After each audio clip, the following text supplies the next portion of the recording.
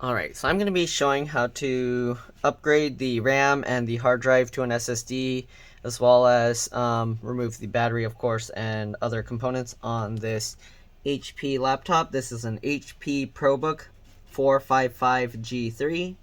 Alright, so let's go ahead and open it up. So to remove the battery, what you do is you just slide these two tabs to the center. Okay, so I guess first you slide the left one, and then when you slide the one on the right, as you can see, it's popping up the battery. It's really hard to slide this, so I'm going to help pull this up, and there we go. All right, so here we got the battery. Battery model number is, I don't know if that's an I or a 1, but RI04, I believe.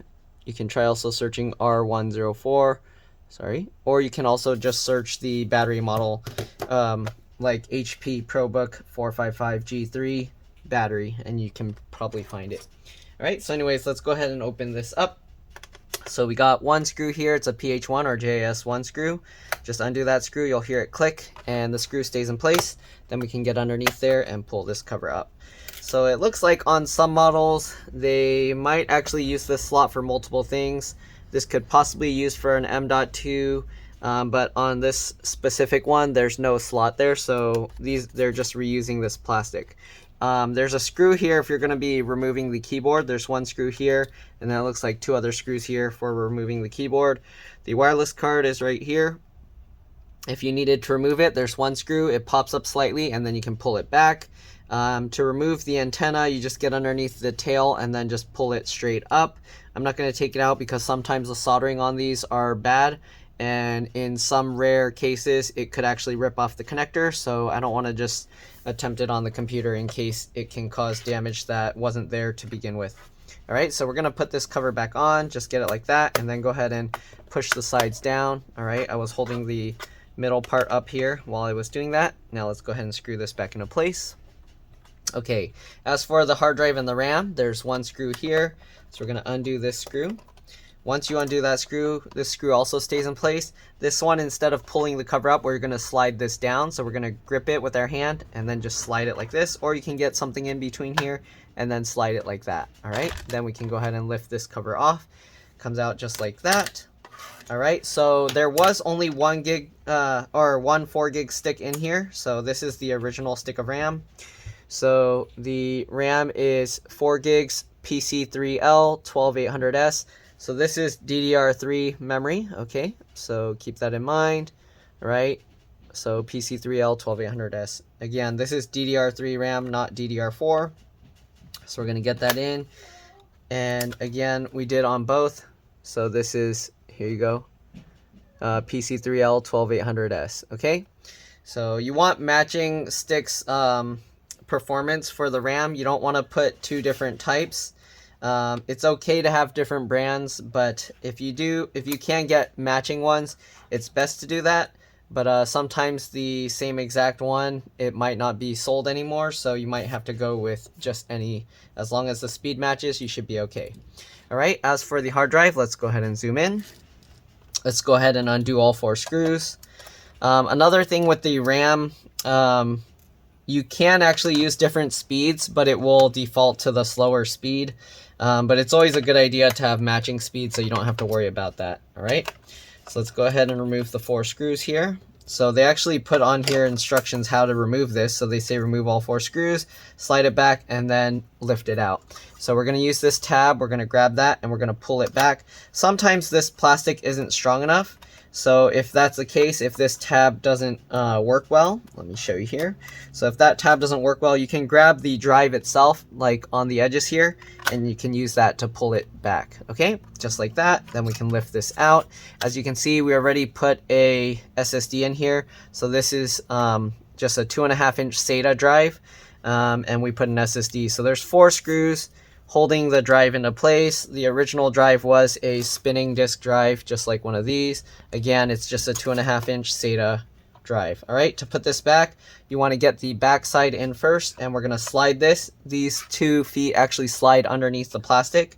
Once you do that, you can put this side down, and then you can use this tab, but again, sometimes this tab is weak and can tear, so I like to just push the drive itself. So I'm just going to pull the drive over, just like that. And now we're going to put back the 4 screws. If you're upgrading to an SSD or another hard drive, you do want to either clone your hard drive beforehand to the new drive, or if you're going to do a clean install, then once you swap it, you will have to reinstall Windows. So if you need help figuring out how to do that, feel free to post a comment in the comment section below. I actually have videos showing how to do that. Okay. If you want to remove the CD drive, optical drive, you could technically replace the CD drive with another hard drive adapter. So there's just one screw here. Okay, so we're going to remove that screw.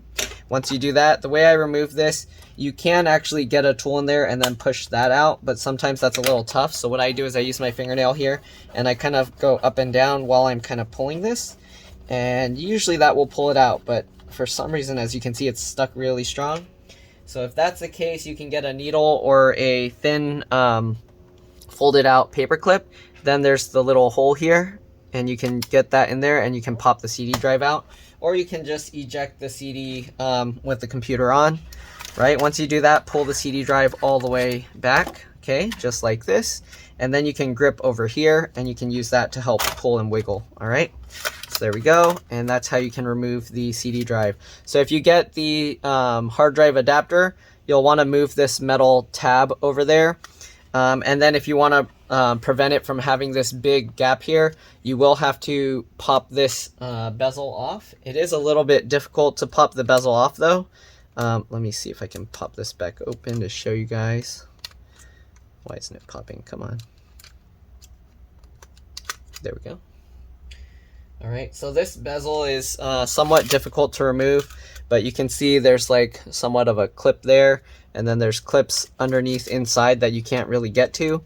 So these can be pretty difficult to remove, and sometimes the plastic pieces will break. So if you're going to do that, keep that in mind. You can somehow like push this down and then pry up the plastic here to kind of get this clip out. But again, it is pretty risky. So usually, unless I'm really changing the CD drive, I don't want to just try and rip that out. Okay, so let's go ahead and put the screw back for the CD drive.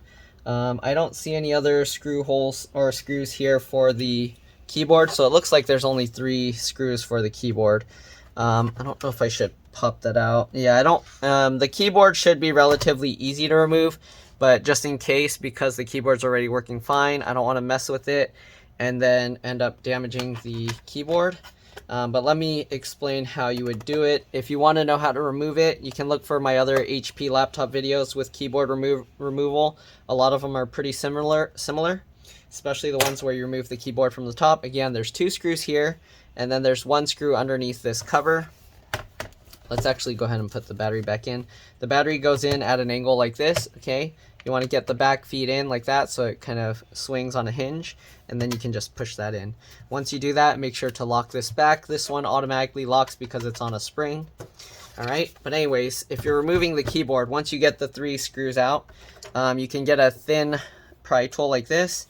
You just go along, there's usually clips, and then you can go ahead and pop it up. You'll feel the clips in there, and then when you feel it, you just pop those up.